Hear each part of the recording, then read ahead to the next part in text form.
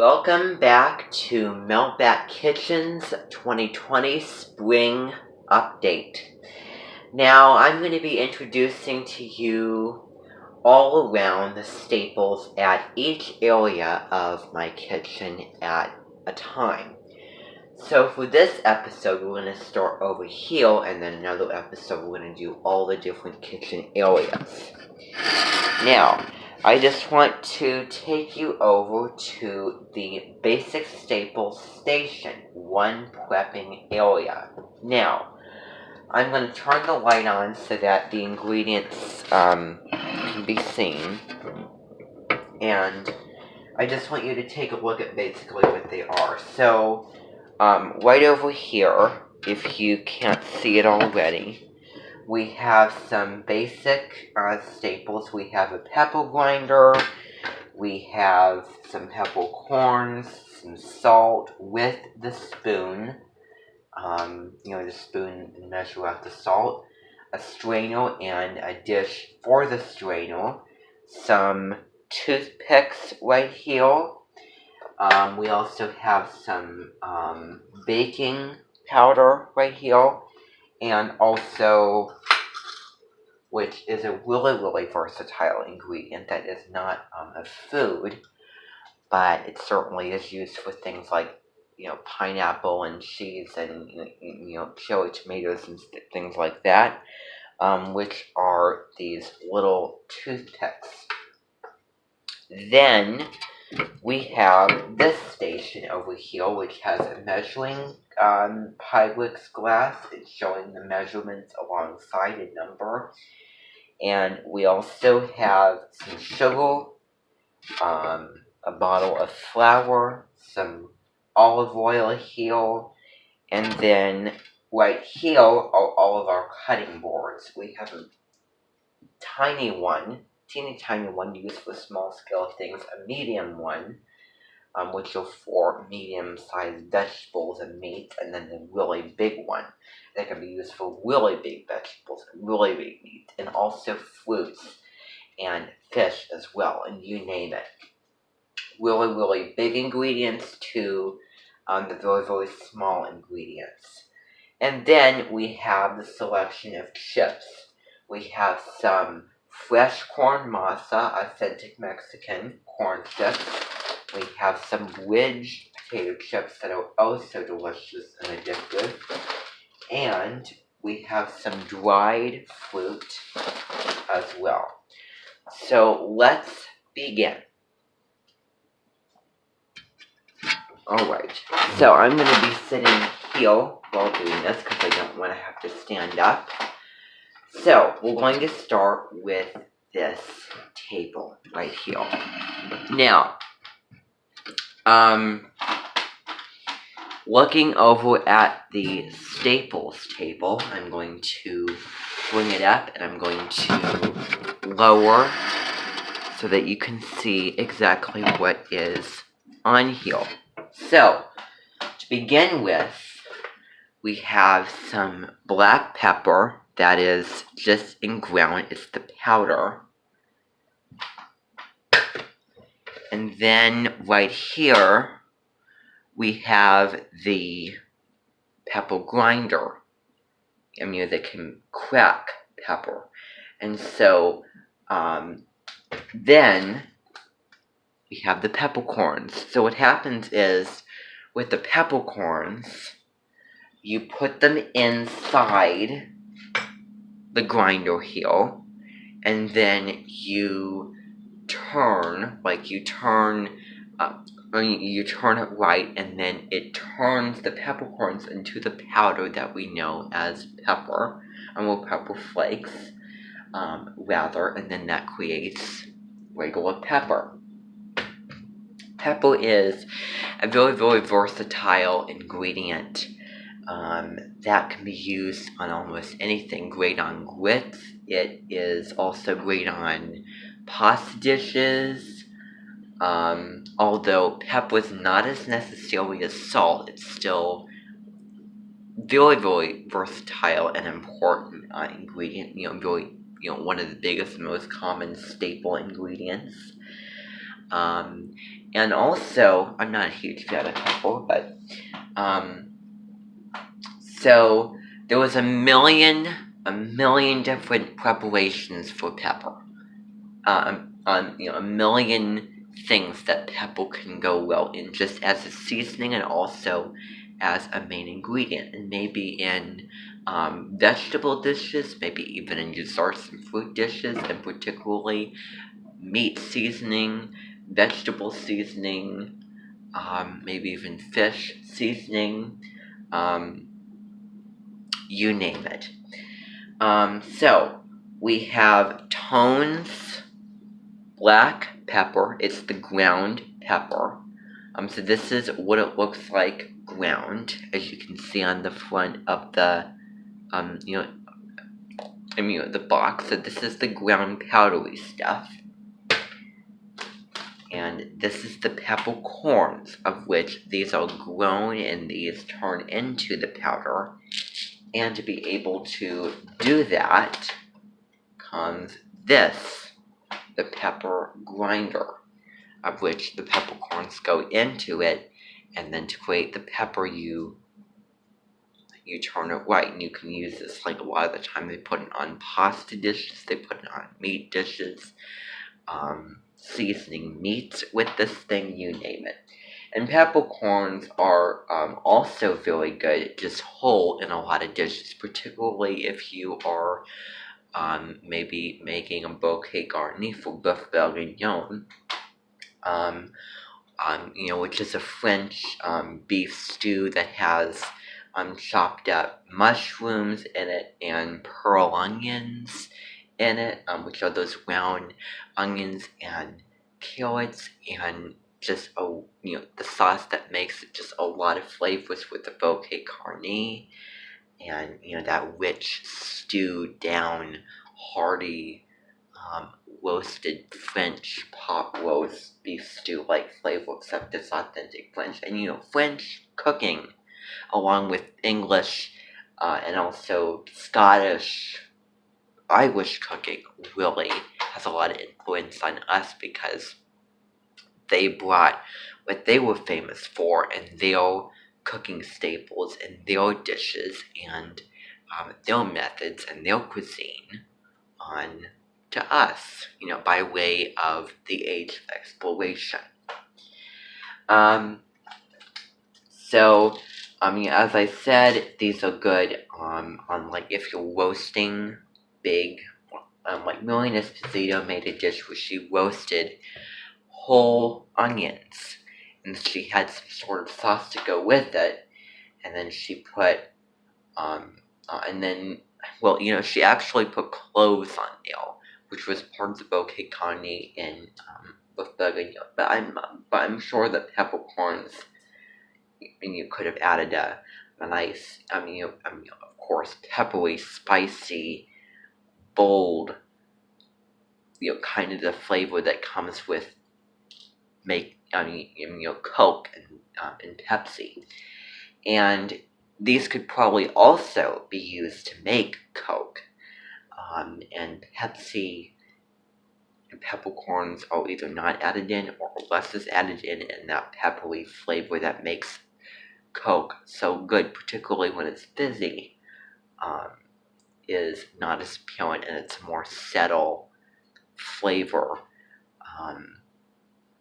when you're talking about Pepsi, but I'm more of a Coke person. So this is the pepper, and now we're going to move on to the next ingredient, which is toothpicks. Toothpicks, these things are so versatile. They can be used for any little thing, any little cut of meat, any chicken piece, any small tomato slice, maybe mushrooms, zucchini slices, particularly olives, pineapple, peach slices, maybe small pear slices, and again, you name it, because these are just really, really handy. You not have to use the fork and pick it up with your hands. You just take it and poke it into whatever ingredient in a small slice, and then you just eat it right off the toothpick. And of course, preferably if you're eating it in a public place, you probably use it once, throw it away. But I don't believe in that because it's waste not want not policy. But so anyway, these are super duper handy for you to be able to use. And they have those pokey, pinpointed shot-like ends. It's kind of similar to the things that they use to give vaccinations for shots, especially the booster shots. Okay, so anyway, we're going to move on now to the strainer. The strainer is right here. And this strainer is used to get out any peels of anything, to strain out all the bad things that just kind of crud up dishes and that you don't need, and it just strains out like a lot of pits and seeds sometimes, and it keeps all of that solids down there, and what comes out of it is the liquid and the good stuff, I want to say, the important stuff. So for example, if you're making like a beef and vegetable broth for a soup and you use, like, say, like the Holy Trinity, or in Italian it's called the sofrito, onions, carrots, celery, maybe some scallion or something, and and potato and spinach and escarole and whatever you're using, and tomato, whatever it is, whatever vegetable you're using, that cooks down. You put it all in a big pot, and that cooks down, and all of the flavors, and by the way, you put stock in it. You have to put some sort of like beef or chicken stock, and all the flavors of the vegetable meld with each other and meld into the sauce. Then of course you take that and you put it through the strainer, and the strainer keeps all the solids, keeps all the vegetables, and all of that liquid and flavor goes to the bottom of it, by way of this right here, and it just goes down and keeps all the liquid, and then you can either throw it away or save it for something else. It's good for making beef and vegetable soups. So, that's the strainer. Now we're going to move on to baking powder. Now, baking powder is, you can also put this in like a liquidy type soda thing, and it has kind of that like that, I don't know what it is, but anyway, baking powder, is a strengthener, and it really helps to keep things together, and really hold things together, because it's baking powder. It's obviously used in baking, and it's very, very similar to how flour looks. You can see right there, but it is more of a powder. The chocolate version is like cocoa powder, which is chocolatey. And you obviously need this in your baking, and that's really all I can say about it. And also in other preparations, like if you're boiling liquid, then you put it in to kind of, and then it absorbs in that liquid. But otherwise, that's all that I can tell you about that. So then we're going to move on to the big evangelist of anything, of any dessert, of any fruit or vegetable dish, of any meat dish, savory or sweet. You have to use salt, and this is what brings out the flavors. Now, the history of salt originates back in Africa, and also the age of exploration, when salt was very, very precious and hard to come by, and it was like gold of food, and it was more precious than gold, which was that beautiful yellow color used for wealth. And they had salt blocks, and salt was used to preserve food and keep it fresh, and get rid of what made it rotten, and for preservation, to give food flavor and bring out flavor of things and to keep it good. And of course, we put foods in the freezer to help keep it fresh and as that preservation and also fermentation as well, particularly with fermenting kimchi, which this is used to kind of make it a little liquidy and get that that kimchi flavoring and texture. So it's used for fermentation in kimchi making, which also involves the hot red pepper paste. It involves like a lot of vegetables like daikon, scallions. I don't remember even all of the ingredients that go into kimchi, but I can tell you that salt goes into it. So you needed to season everything. It is the most important cooking staple out of all of them. Even desserts. You don't want too much. You're tasting liquid and broth, and you want to make sure that it has enough salt. And the salt, as I said, brings out the flavor of whatever you're doing, and you need a balanced amount of it, not too little or not too much. So that's all I can say about salt, because you put it in everything. I can't even begin to name you all the stuff that you put it in, because it's immense. So that was that tray. Now we're going to move on to part 2. And I'm going to bring over the ingredients of what they look like. That's part 3. Part 2 is coming up. Whilst I bring over all of the ingredients right over here. Now, these are the oldest and the most versatile cooking staples you can even think of, in addition to salt and pepper. So, one of which, salt and pepper, and then you have sugar, and then flour and baking powder. Obviously, they both go together, and then you have salt and pepper and sugar. And did I tell you that the salt and the pepper are married, so they have them both on the table? So if you're passing the salt, pass the pepper as well.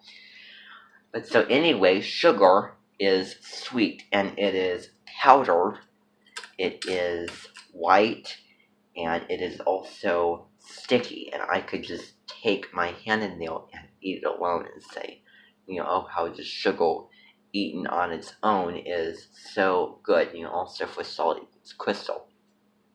Pepper is more of a powder, but on its own, it's delicious. But I don't want to waste it because it's such a precious ingredient here, and it is used obviously for any compote, any cake. Absolutely necessary in desserts, pie, tart, biscuit dough, but can also be used in savory cooking, particularly with sauces and marinades, particularly like sweet and spicy and yang Asian cuisine. And also, this is another thing that brings out the flavor of almost anything that you are preparing. So it adds that little balancing of that sweet flavors. It can be used for barbecue sauce, most definitely. Any glaze, marinade, whatever. Maybe even soups and a couple other preparations, and maybe for some vegetables and fruits as well. But again, the ingredient is so versatile that I can't even begin to tell you what, all the preparations that it's used in. So we're going, whoops, that doesn't go on that way. So we have sugar. Now we're going to move on to this Pyrex measuring cup. And the Pyrex measuring cup, as you can see, has a tea leaf in it. And this is what is used for making tea and, for storing it around and, getting, the tea is in here. It's kind of like the bouquet garni of, the beverage tea. And it has all the flavor. And this is used for tea, tea making. but all that flavor gets into the water, in the tea leaf, and creates tea. And there's so many different types of sweet tea, with a lot of sugar in it, and honey, and you name it. Green tea, which is, Asian Korean classic, with like green tea powder, I don't know. And then there was the regular iced, and then there was the hot tea, as you know. And it's fairly healthy and very versatile. And tea used to be used in China as a way of, by medicine, as a way to heal wounds, remedy sicknesses, to my understanding, hopings of me being widely used that way. And then the Pyrex glass, which you've obviously seen one of these before, has all the measurements, in the numbers, and then the measurement, like millimeters, kilometers, whatever. And then to be able to like pour any liquid, whether it's water, whether it's stock, whether it's oil, whatever it is, you can see how much you're measuring and how much you need by looking down like a scientist and lining it up to the measurements and the numbers. And then we have olive oil.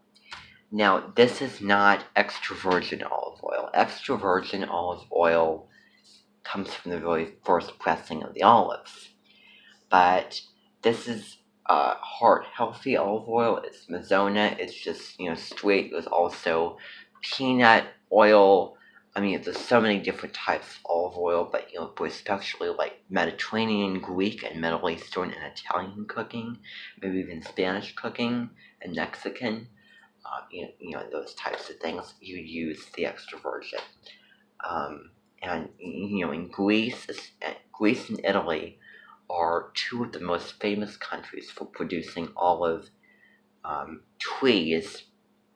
I was about to say vineyards, because we own the mill back and it makes grapes as well. But so those are the most famous countries for making olives, and and then those olives sit and they grow and they age, and then they put it in the machine, or they themselves use their hands to squeeze out the olive juice or the olive oil, and then it just right from there, and they probably had like seasonings and other things to it to make it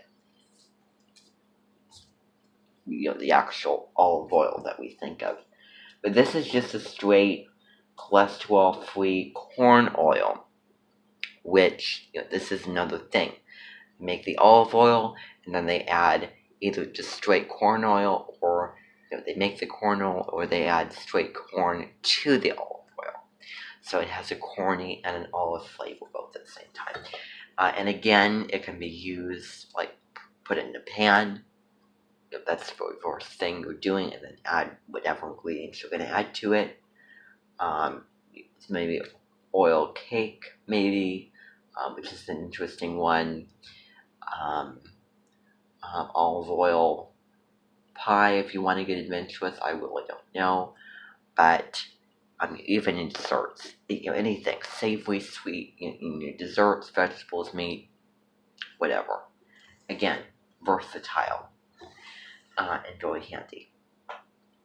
The very, very last ingredient is one of the oldest ingredients used to make pancakes, used to make cakes, pies, tarts, used to make cookies and bread, and dough, and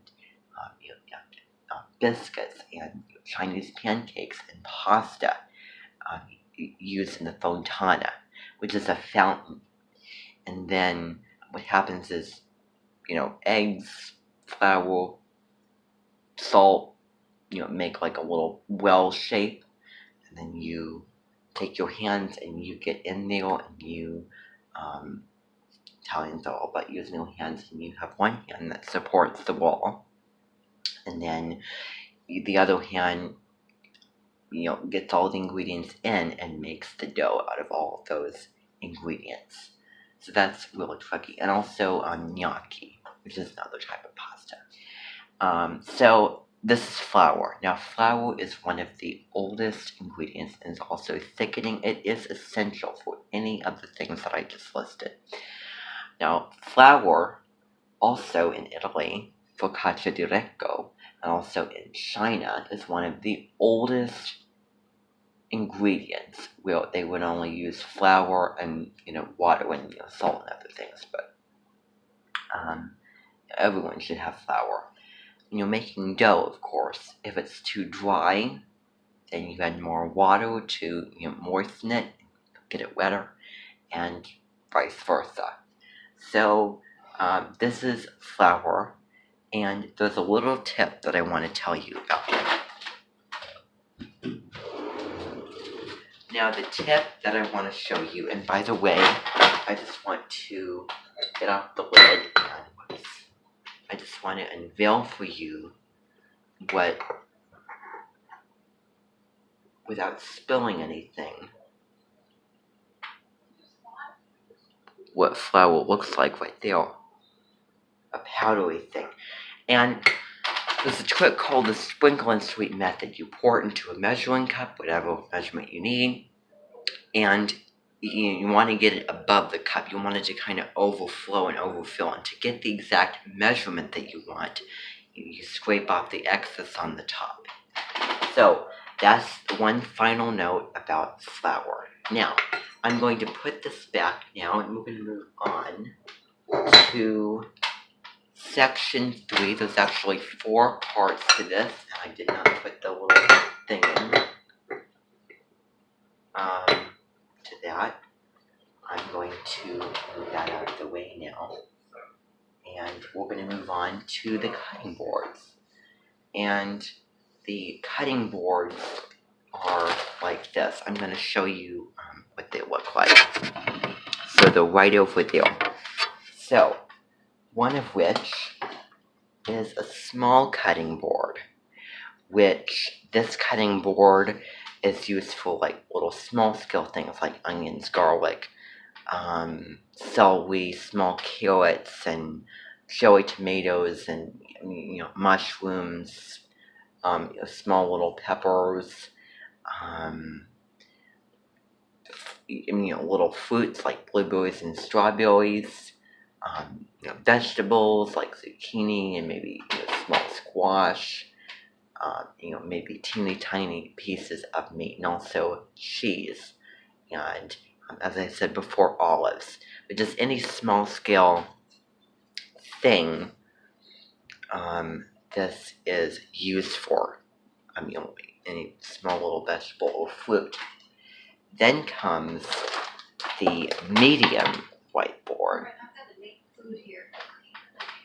Okay, I'm going to be...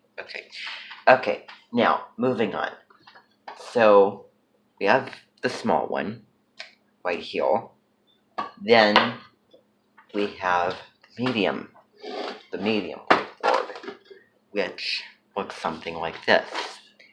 And medium, I can tell that there was garlic that's been on it by smelling it, but this is the medium one.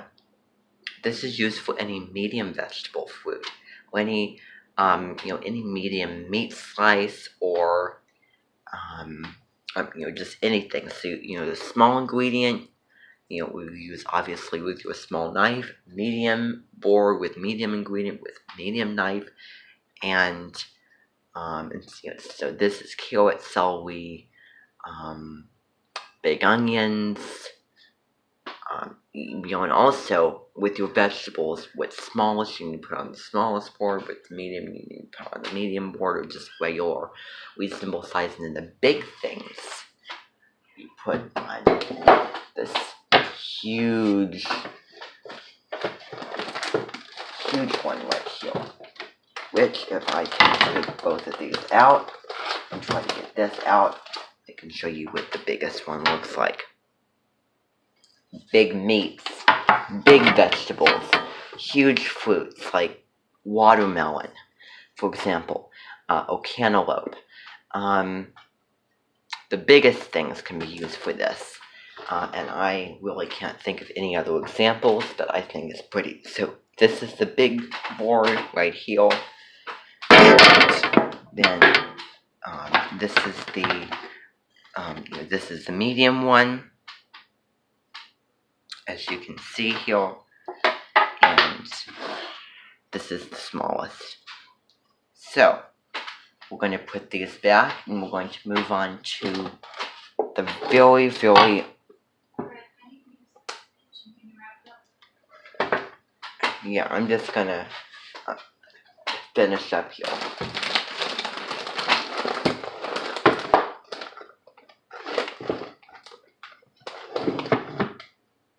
Okay, and then our final section is the chip section. So we have wedge potato chips, and we have these things right here,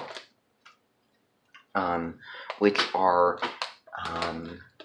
the corn chips. They're tortilla. They're like corn masa, authentic Mexican. And then we have an additionally dried cherries.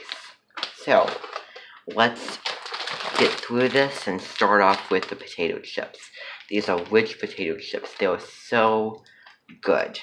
They're delicious. They have more of that, that kind of, that flavor that makes them a little bit less dry than just the kettle cooked kind. So these are the wedge kind, and there's something that I can't explain with these, but I just like them better. And as it's shown, these are good with French onion dip. These can also be put in a bag and crumbled up into little pieces. These can be used as as part of a breading with something. Also as like a crunchy topping, for macaroni, or like if you're making like an ice cream, or tart or pie with something, that they could be good for like a crunchy topping. And they're good for any type of like sauce, particularly French onion, and they're downright delicious. So those are made from potato, and in England those are called crisps, because they're crisp. And then fries are chips, and we here call them chips, and then fries. How that works. So we're going to move on to Mexico. We're going to move on to the corn chip. And you obviously know the very special chip made of corn. And, some of them are whiter in color that come from whiter corn, and some of them are like the little scoop shape. These are made from more yellow corn. And obviously they can be used for tomato salsa or any other type of salsa, green salsa, you name it. And also can be used as crunchy topping. So, and also used for tacos and queso and all those types of things.